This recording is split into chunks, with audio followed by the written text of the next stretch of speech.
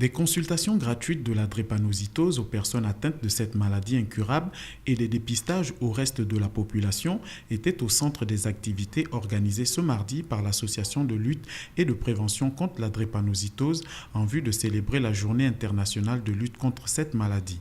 Ainsi, le président de cette association nous édifie sur non seulement le thème de cette troisième édition, mais également sur les raisons du choix de celui-ci. La communauté internationale a retenu éducation et drépanocytose parce qu'on a remarqué que et les malades drépanocytaires et les populations, les gens ne sont pas informés, les gens ne sont pas éduqués. C'est d'autant plus qu'on fait toujours des enfants drépanocytaires et que les drépanocytaires eux-mêmes se portent mal parce qu'ils ne sont pas éduqués.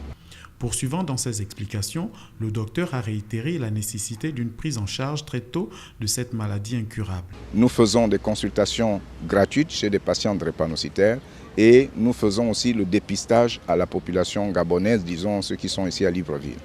Nous faisons également des conférences les après-midi. On va parler de la douleur, de sa prise en charge.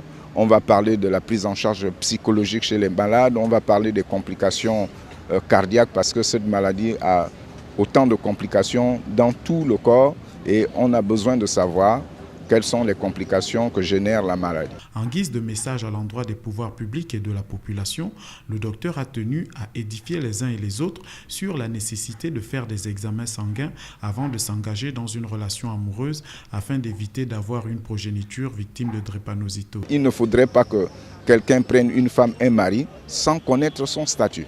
Il faudrait que si vous vous mariez ou si vous vous mettez ensemble avec une femme, que vous sachiez quel est le statut de votre conjoint ou conjointe.